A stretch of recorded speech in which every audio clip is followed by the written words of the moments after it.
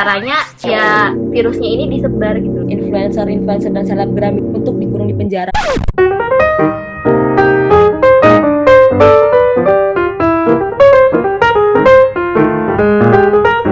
Sebelum lanjut ke part 2, jangan lupa like, comment, and subscribe. Tapi nyadar gak sih sebenarnya ya, dengan si JRX ngomong kayak gitu, itu bisa buat orang tuh jadi kayak lebih tenang. Tenang dalam arti nggak panikan jadinya. Kayak, kalau pemerintah kan bilang social distancing, stay at home, terus juga pakai masker, hand sanitizer, cuci tangan. Terus datanglah si JRX ini bilang, udah santai aja, jalan aja seperti biasa. Jadi kita nggak usah terlalu panik-panik amat, kayak, oh iya bener juga ya, nggak usah panik-panik amat gitu. Kalau menurut aku sih, dengan adanya si JRX ini, untuk orang yang mungkin bisa memilah-milah sih justru positif ya. Orang juga jadi nggak terlalu takut banget gitu. Ini aku mau nanya nih ya, tentang tindakan pemerintah dalam menangani COVID-19 ini. Jadi waktu awal-awal, waktu COVID-19 belum separah ini, belum semenakutkan ini, negara kita, negara Indonesiaku, yang negara berflower ini, yang negara plus 62 ini, kesannya kalau menurutku menganggap enteng COVID-19 ini. Dengan bilang kalau, iya palingan COVID-19 mana berani masuk ke Indonesia. Kan ada DBD, ada malaria, ada tipes, ada penyakit yang lain yang justru lebih parah, yang justru sebenarnya angka kematian yang ditimbulkan juga sebenarnya lebih tinggi daripada COVID gitu kan, kalau mau dilihat. Dan yang membuat COVID ini booming kan karena dia virus baru yang juga vaksinnya belum ditemuin kan, makanya orang takut. Sebenarnya Ebola juga ada, juga membunuh. Cuman ya karena orang udah tahu cara nanganinnya, dan ini terjadi kayak ibarat hujan tuh kayak bus gitu nggak sih? Kayak mendadak, tiba-tiba. Nah, aku mau nanya nih pendapat Winia deh tentang pemerintah Indonesia dalam menangani atau menanggapi corona waktu awal-awal itu menurutmu gimana? Apakah udah bagus? Untuk pertama sih, pemerintah Indonesia itu sangat lambat. Karena pertama harusnya waktu Indonesia ngelihat negara kayak Cina, Italia udah mulai banyak, kita itu terlalu santai. Contohnya pertama, Indonesia malah ekspor APD ke masker untuk ke Cina, nggak nge-hold untuk cadangan untuk negara kita sendiri. Itu. Terus untuk Indonesia juga pemerintahnya itu kurang kerjasamanya sama dokter-dokter itu sendiri. Jadi kayak misalnya yang kita nonton, yang waktu pemerintah itu beli rapid test, terus dengan bangganya mereka kayak, iya kita udah beli rapid test nih. Sedangkan tapi yang mereka beli ini rapid test yang salah. Teman-teman yang mau lebih ngerti maksudnya apa, bisa cek video yang aku sajiin gambarnya ya. Mereka udah beli banyak, itu kan jadi mubazir kan. Itu kurang kerjasamanya sama dokter-dokter.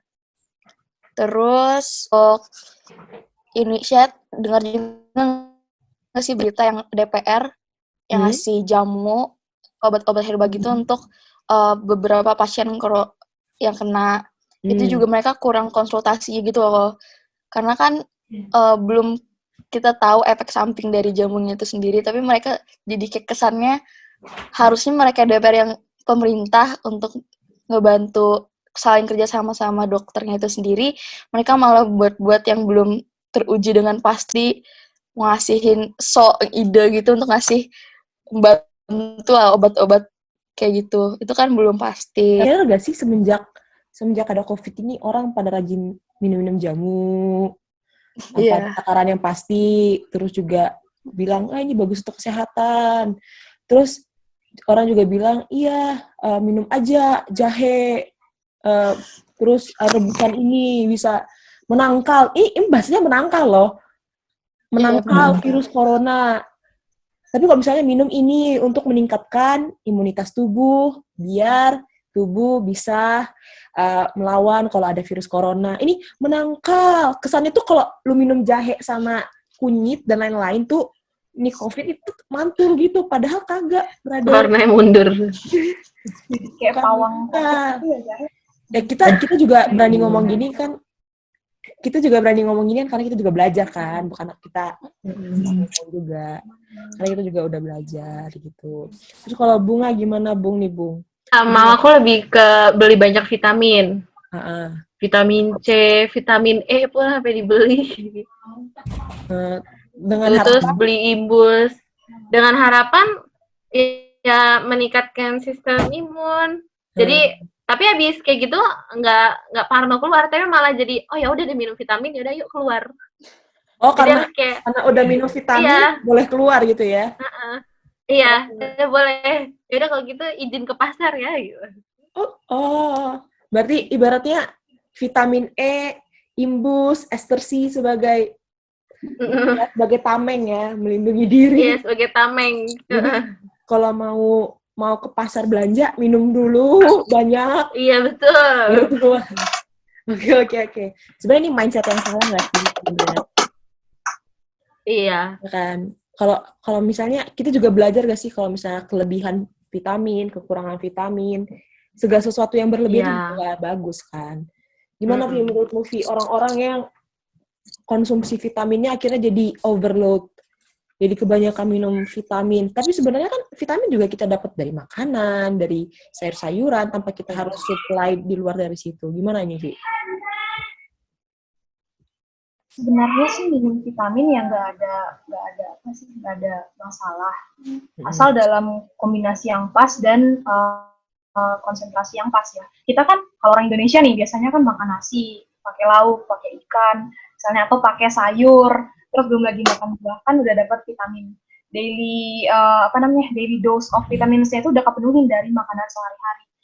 Nah, tapi ada suatu mindset yang membuat mereka kayak, dengan kita makan vitamin banyak-banyak, imunitas kita ini semakin bertambah. Jadi corona itu nggak bakal masuk ke dalam tubuh kita, atau kalaupun masuk, bakalan sembuh dengan cepat. Karena kan udah banyak juga orang yang tahu kalau virus itu dia sifatnya self-limiting kan. Jadi dia sembuh sendiri. Jelasin dong apa tuh self-limiting, buat yang nggak tahu. Bunga, gimana tuh self-limiting disease, Bung? Iya, jadi kalau misalnya kita kena virus gitu, terus abis itu kalau misalnya memang sistem imunnya tidak mendukung, misalnya sistem imunnya menurun, ya pasti dia akan bereaksi. Itu membuat misalnya keadaan tubuh kita ngedrop, jadi semua gejala klinis timbul. Tapi kalau misalnya sistem imun kita meningkat, atau misalnya kita cegah dengan misalnya mengkonsumsi makanan yang bergizi, atau misalnya minum obat, atau banyak minum air putih gitu. Nah, pastinya kan tidak bereaksi lah, tidak membuat gejala klinis dan jadi bisa sembuh sendiri. Itu berarti artinya self-limiting disease. Self-limiting berarti dia tahu kapan, maksudnya self-limit, dia bakal tahu limitnya kapan, jadi dia bakal sembuh sendiri. Ya kamu nggak perlu effort berlebih juga. As long as tubuh kamu sehat, kamu makannya bagus, istirahat teratur, rajin olahraga gitu. Ya. Untuk itu makanya pemerintah menyuruh kita untuk isolasi diri di rumah. Benar. Karena kalau misalnya kita ada kena gitu, kan kita nggak tahu ya kita carrier atau enggak. Ya untuk jaga-jaga, kalau misalnya kita memang carrier ya kita mengisolasi diri sendiri. Jadi kita bahasanya kayak gimana ya, kayak kita menyembuhkan diri sendiri gitu loh. Kita harus sadar diri juga. Gitu. Ya, makanya kita juga disuruh istirahat benar-benar karena biar sel-sel kita itu yang untuk berperang melawan COVID itu bisa dapat lebih banyak nutrisi, jadi dia lebih bisa memerangi COVID. Gitu. Lanjut ya ke materi yang tentang penanganan pemerintah terhadap COVID-19. Aku mau nyinggung nih yang kayak dibahas Winia. Waktu awal-awal justru Indonesia nge-ekspor APD lah, masker lah, hand sanitizer, dengan harapan ekspor income-nya besar gitu kan. Tapi nggak sadar income yang didapatkan itu nggak sebanding dengan sekarang yang kita keluarkan untuk COVID-19 ini gitu loh. Dan apalagi banyak orang-orang jahat yang dia nimbun masker, nimbun hand sanitizer dengan harapan nanti kalau orang mau beli dia bisa jual dengan harga tinggi. Jadi kesempatan dalam kesempitan. Orang lagi susah-susah lu ngejual gitu. Dan sekarang harga masker turun kan? harga hand sanitizer Iya, udah turun balik. kan. Kayak mam tuh, mam. Gemes gitu loh lihat orang-orang yang nimbun-nimbun terus jual mahal. Kayak sebenarnya hand sanitizer itu bisa membunuh virus gak sih? Kayaknya sih enggak, lebih ke bakteri. Soalnya dari Iya. yang biasanya kalau kita lihat belakang tuh Staphylococcus aureus yang paling sering. Kalau misalnya disinfektan gitu-gitu kan emang untuk membunuh bakteri. Iya, lebih ke bakteri. Pernah nggak sih lihat foto orang pergi belanja pakai APD? Iya, Pernah. itu kayak lo belanja bawa uang tapi lo lupa bawa otak gitu. Iya sih. Enggak. Itu juga nggak boleh ngejudge gitu sih sebenarnya. Sebenarnya itu juga karena dia terlalu cemas sebenarnya. Ya. Kalau misalnya di hari biasa juga kita sebenarnya bisa, tapi kan kalau lagi sekarang yang fokusnya harus ke tenaga medis. Kita perlu cuci tangan, isolasi di rumah. Nah, tuh. Dan masalahnya tuh dia pakai APD pas tenaga medis lagi butuh banyak APD. Momentumnya nggak tepat, Bambang. Gitu loh. Kalau misalnya sekarang kan banyak perusahaan-perusahaan yang awalnya dia produksi apa gitu, sekarang dia produksi APD. Ya sekarang APD juga udah mulai gampang, udah mulai banyak kayak ketersediaannya. Iya, mulai jadi banyak. Dan kita juga bisa nge-create APD kita sendiri kok gitu loh. Karena kan kita juga kayak kita yang tidak langsung ketemu dengan penderita COVID, kita nggak perlu APD yang sampai berlapis-lapis kan, sampai yang berapa fiber yang tembus apa gitu nggak usah sebenarnya gitu. Terus juga aku mau nanya nih tentang pemerintahan yang bilang awalnya bilang masker hanya dipergunakan untuk orang yang sakit, tapi sekarang semua orang pakai masker gitu. Gimana menurut kalian? Maksudnya kayak ibaratnya orang lu bilang awalnya gak usah pakai masker, tapi giliran sekarang lu suruh pakai masker, pasti orang pada mikir gitu kan kayak apaan sih tiba-tiba suruh orang pakai masker. Pendapat kalian gimana coba Bunga tentang masker nih? Menurutku karena kan katanya memang ada beberapa kasus yang memang dia meninggal positif corona tapi dia asimptomatik, memang gak ada gejala kan. Nah ya kalau misalnya dia tidak menimbulkan gejala tapi memang kalau misalnya kita kena cairan tubuhnya bisa positif, ya menurutku itu saran yang baik gitu loh, untuk ya udah semuanya aja dipakein masker gitu. Tapi kenapa nggak dari awal gitu loh? Lebih baik mencegah. Kalau dari awal karena memang kita gimana ya, kita kan masih panik, kita nggak tahu ini virusnya kayak gimana. Kita belum gimana ya, pemerintah juga kayak belum belajar kan, kayak masih kaget dengan perang lawan corona gitu. Ya pastinya dia mikirnya oh ya udah deh yang sakitnya dulu yang dicegah. Gimana cara cegah yang sakit? Oh ya udah kalau gitu yang sakit disuruh pakai masker. Terus habis itu barulah dia belajar selanjutnya kalau misalnya memang ada yang asimptomatik, barulah digalakin semuanya. Kenapa baru sekarang setelah banyak korban baru engkau galakkan untuk pakai masker gitu loh. Kita sekarang kan kita udah di brainwash kalau kita pakai masker aman nih gitu. Ya kan? Kita mikirnya kalau udah keluar rumah pakai masker udah aman, maksudnya udah safe nih gitu. Padahal kita nggak sadar kalau misalnya kita keluar rumah nih pakai masker nih ya, terus kita pegang-pegang barang nih, pegang. Terus kan kebiasaan ya, gatel kayak aduh gitu. Terus gatel buka dikit, aduh, tanpa sadar pas kita garuk gitu kena air mata, terus kena ujung bibir, terus ada luka akhirnya kena deh gitu kan ibaratnya. Ya sebenarnya sih sekarang lebih kayak apa ya? Lebih membiasakan diri gitu. The new normal. Realita rumah sakit. Jeng.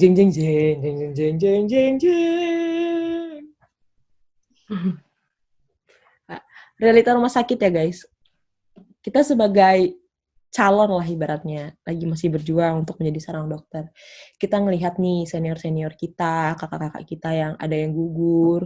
Berarti COVID ini serius ya kan, nggak main-main. Jadi kayak buat teman-teman yang masih nganggap COVID ini main-main, yang masih keluar-keluar, aku pengennya kita stay at home lah ya. Kasian gitu kan, banyak yang gugur gitu.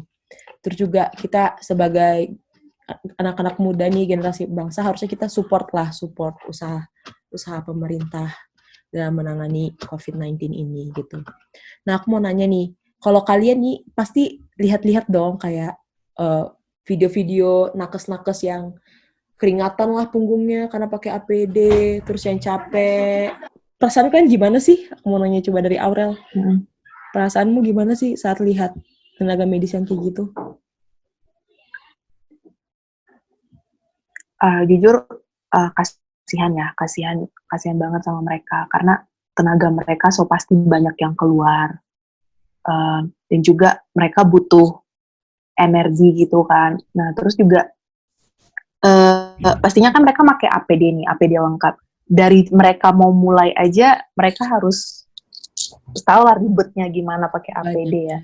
Menurut aku kasihan banget ya, harus disupport sih mereka karena jujur di rumah ya tahu, papi kan juga kerja di rumah sakit ya, emang nggak menangani langsung tapi di rumah sakit memang sudah ada yang positif ya, itu juga mereka butuh perjuangan. Contohnya kayak papi aku yang biasanya pulang itu siang, ini semenjak sudah kayak gini pulangnya jadi sering sore, so pasti pulang pun dengan muka yang lemes lah gimana gitu kan. Nah kasihan sih, tapi ya mudah-mudahan. Tapi karena sekarang juga kita lihat penanganannya sudah lebih baik, sudah lebih cepat, ya mudah-mudahan dapat terselesaikan. Dan di bulan Juni nanti, seperti yang sudah ada skenario bulan Juni, mudah-mudahan bisa kita jalan di bulan Juni nanti. Amin. Untuk closing statement nih, aku pengen dengar closing statement dari Vivi buat orang-orang yang masih nggak social distancing, buat orang-orang yang masih tidak peduli dengan kondisi sekarang, dan kira-kira apa yang harus dilakukan. Coba boleh Vivi paparkan sebagai closing statement dari Vivi.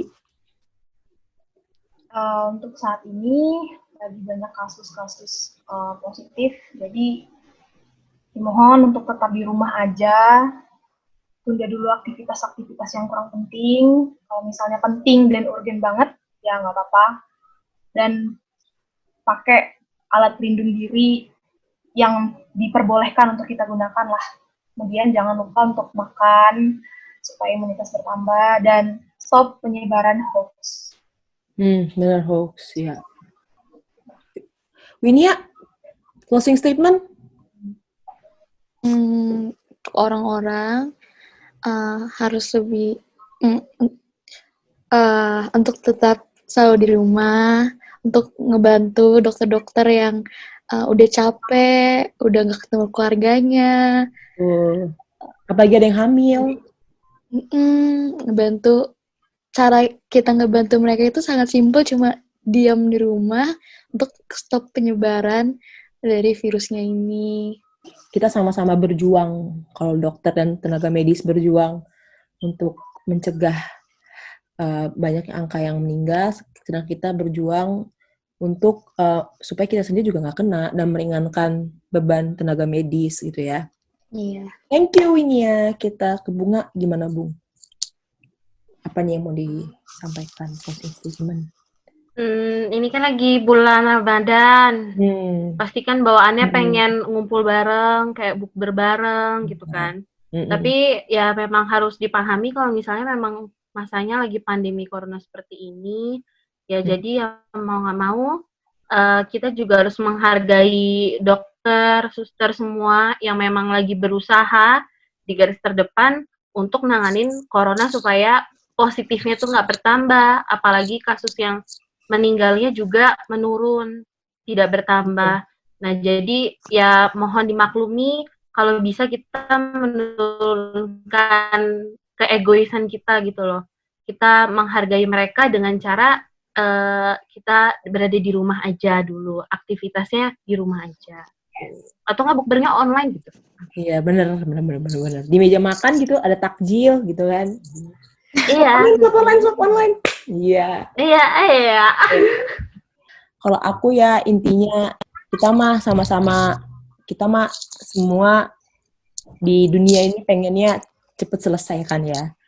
pengennya semua cepet kembali normal, cepet bisa kumpul-kumpul, cepet bisa nonton bioskop, jalan-jalan naik pesawat, ya kan, pengennya gitu, pengen lihat-lihat orang, gitu kan. Ya, sementara ini kita belajar untuk menahan ego lah ya kan, berusaha untuk tidak keluar dulu, stay at home, terus juga kita walaupun kita stay at home, bukan berarti kita mager-mageran, bukan berarti kita rebahan. Mungkin kita bisa melatih new skill, biar kita juga nggak bosen, biar kita juga nggak nyebarin hoax jadinya, ya kan? Orang kan sekarang stay at home, scroll HP, lihat berita, wah, ngeri nih, perlu diketahui oleh keluargaku nih, share, tanpa sadar tuh hoax gitu kan.